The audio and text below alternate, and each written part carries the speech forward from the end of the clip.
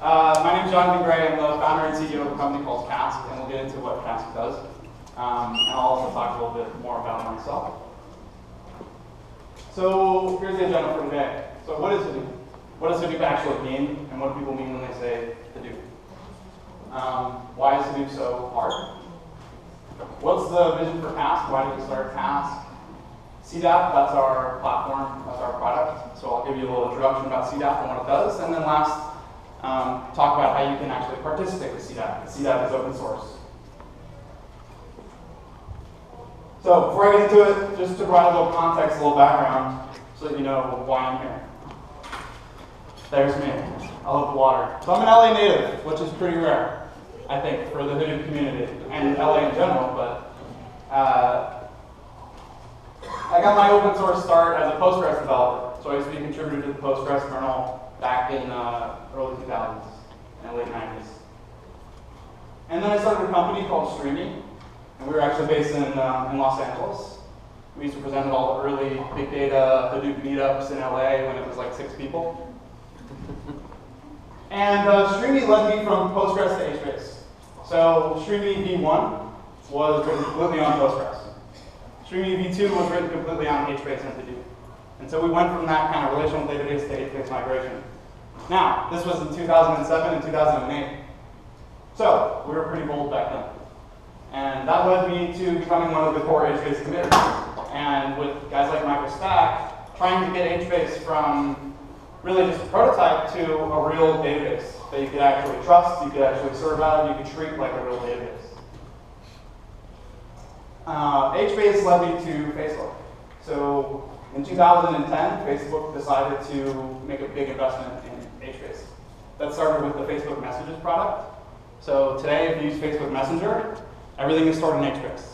It's many, many tens of petabytes of online storage today, completely served out of Hadoop in HBase. Every IM, every smiley is persisted forever inside of HBase. It's a pretty great application.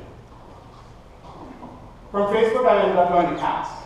And the idea there was really that companies like Facebook and even at Streamy, we were getting tons of value out of HBase, tons of value out of Hadoop and MapReduce and that ecosystem. But it was a lot of blood, sweat, and tears, right? I always said that Facebook gets tons of value out of the stack through heroics, right? If you throw a bunch of really, really smart people at it and give them enough time, they're going to solve the problem. That just does not scale. Cask is about how do you take the same technology companies like Facebook are using, put it into the hands of way more organizations, way more developers. All right. What does it do? It's really easy, right? It's 2 things. HDFS, MapReduce.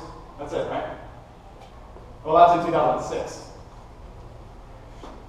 This is Hadoop today. When you get Cloudera and you get Hortonworks, you get all of these projects, about 25 projects right now. And actually now we've gotten to the point where CDH and HTTP have diverged. And so if you want security, you're going to get 2 different projects all of a sudden. And so one of the reasons Hadoop is really, really hard is that Hadoop is not one thing. Hadoop is 25 things.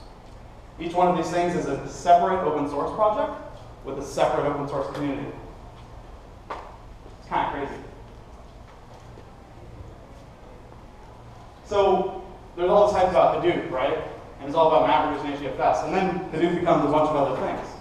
And so when we talk about Hadoop, we're not really just talking about HDFS. We're not really just talking about particular things. I think this entire movement is really a little bit more broad. It's really oriented around 2 things.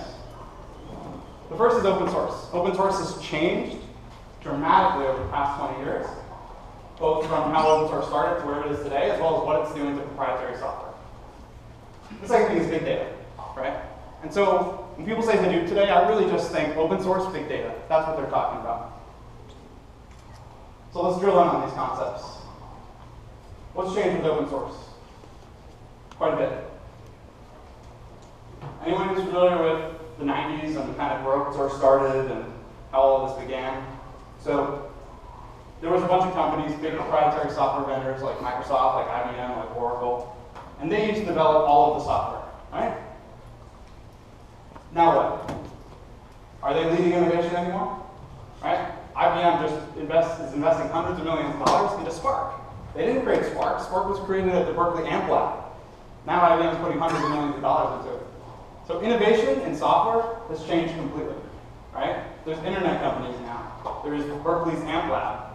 There's universities, individuals, and startups all over the world who are now houses of software innovation. Secondarily, something else changed, right? The first versions of all the open source software were really just copies of the proprietary stuff. Linux was a copy of Windows, right? MySQL was just a copy of traditional relational database servers. It wasn't really about innovation, it was more about cost and doing something for free. Well, what about HBase? HBase is not a clone of a proprietary product. HBase is a clone of a research project, actually, from Google, right? So this is really, really changing what open source means and what that impact has on the software world. So, like I've been mentioning, software innovation has changed dramatically. It used to be led by proprietary vendors like IBM, Microsoft, Oracle. That's completely changed. It's also not about copying, it's about innovation. And so open source now drives software, no longer follows. Something else about open source that's just inherent with open source. Solutions in open source are really started to solve very targeted specific problems, and they're not really started with monetization in mind. That is not always the case, but if you look at the big open source projects and communities that we're participating in today, these things were started without commercialization in mind. They were started to solve technical problems. And so that means open source is a lot of point solutions where you have to do a lot of the work yourself. Lastly, open source is incomplete, but flexible. And I think this is another huge difference between open source 20 years ago and open source today. Right? It's incomplete because it doesn't come with enterprise features. It doesn't come with security. It doesn't come with integration into your traditional relational databases. You have to build that stuff. But what else happened with open source over the last 20 years? We went from GPL to ASL. Right? We went from viral licenses to permissive licenses. I can download Hadoop from Apache. I can change 3 lines of it and call it John's database and sell it for $1 million. Right?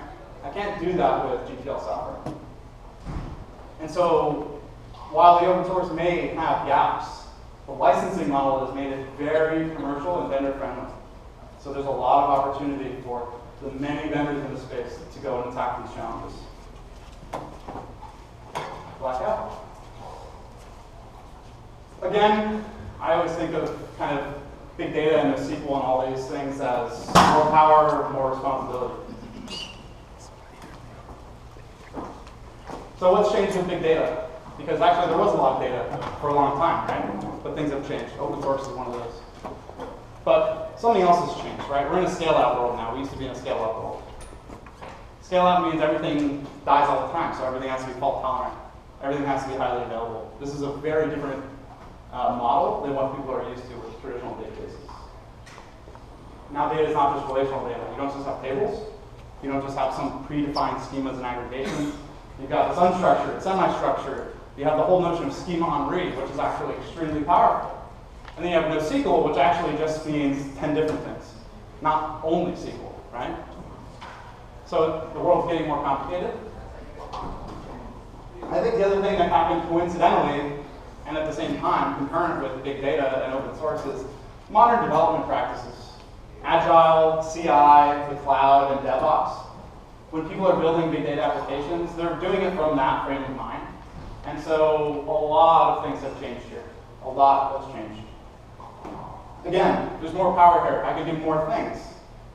But the onus has been put onto the developer, onto the operator, onto other people to now understand the systems way more deeply. So, open source big data. Really powerful capabilities, very disruptive economics. You can deliver differentiated value. It's been proven out many, many times by many, many people, but that's still a small fraction of the world. It's really for those with the time, talent, and appetite to do this. And in 2007, I had a 4-person startup, and I was crazy and wild enough to get into the world of Hadoop and HBase. And maybe now you can be a 40-person startup or a 400-person startup. But still, it takes large commitment today, time and talent. Right? You have a big pill to swallow when you want to go and download Hadoop distributions and deliver business value. It's a big, big gap. So, there's this gap, there's these challenges, this stuff's really, really hard. But there's all this permissive licensing. So there's a lot of opportunity here. And I think what you're seeing with all this opportunity is something that's kind of making it worse. Seeing an explosion of stuff. Okay? This is just the open source projects in the space. Okay? And this is the open source projects and the actual vendors that support them.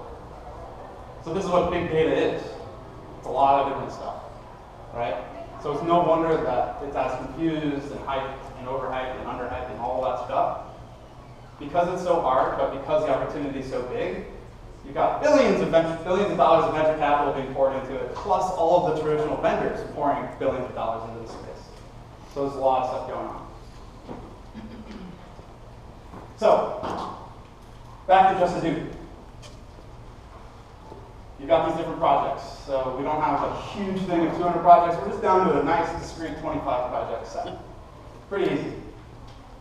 So what's hard about this? Well, first you got to pick the project, right? Each one of these projects is a different thing. HDFS stores files. It doesn't deliver files. So I need Flume or Kafka if I want to deliver the files. Now, if I want that pipeline to be highly available, I need to implement Zookeeper and some service discovery. And so now I've done 3 different projects with middleware code just to enable me to write bits into HDFS, right? Everything requires multiple projects, selecting the projects, understanding the projects, and then integrating these projects. So you have to select from the stack, you have to integrate off the stack. This is just middleware integration logic, right? This is not actual application logic yet. Once you get these things running and standing, you got to manage everything, right? Everything has different configurations, everything has different lifecycle management, everything has different security models, logs and metrics, all those different things around each of these projects you've picked. They're all different, right? So you've got a lot of responsibility here. And then at some point you write business logic, right? And so the gap between where you started to do and when you're actually writing applications as a developer that solve your business problem is huge. It's a huge, huge gap. Someone's going to beat down the door. They're not happy about what I'm saying. This is actually a fairly simple big data architecture, right? So we've got some ingestion to HDFS. We're doing some Hive SQL data stuff. We've got real-time going to HBase, and we've got batch workflows. But we're really only talking about maybe 5 projects, 6 projects here, right? But holy crap, I'm going to cry myself to sleep, right? I got a lot of things to do. And anyone who's familiar with using these technologies, can you tell me how you do continuous integration on that application? Right? Exactly. Everyone laughs when I say that. Right? It's a joke. But with everything else we develop, we expect we can test it. We expect we can do CI. We expect those things to be there. But with Hadoop, none of it's there. Okay. Enter Cask. Finally. So I started Cask really thinking about how do we provide simple access to the powerful technology. That's the vision of the company, right? So what does that actually mean? Well, we're trying to make every single developer in the world have the capability to quickly and easily build these types of modern data applications using all this open source big data, right? That's our goal. We're focused on developers. We're focusing on simplifying this ecosystem to deliver these types of powerful applications. That's what Cask is about. And the platform we have is called CDAP, the Cask Data Application Platform. So CDAP is completely open source. CDAP is an integrated platform that really focuses on developers and how do they build and manage applications running on top of the Hadoop stack. An analogy we might make is to an application server. So if you're familiar with WebLogic and JBoss, right, and Tomcat, Hibernate, and Spring, and that Java kind of application tier ecosystem that grew up. When I started with the JVM, maybe I had to implement HTTP, and I had to implement connection pooling, right? And I had to actually write SQL inside of my Java code. And then 10 years later, I had servlets, and I had Hibernate, right? And I had Spring, and I had all of these frameworks that took care of all that stuff. So I don't have connection pooling logic. What value, if I'm writing a web app, is writing connection pooling logic? Well, today we're implementing HTTP over and over and over again to do, right? We're implementing very low-level things.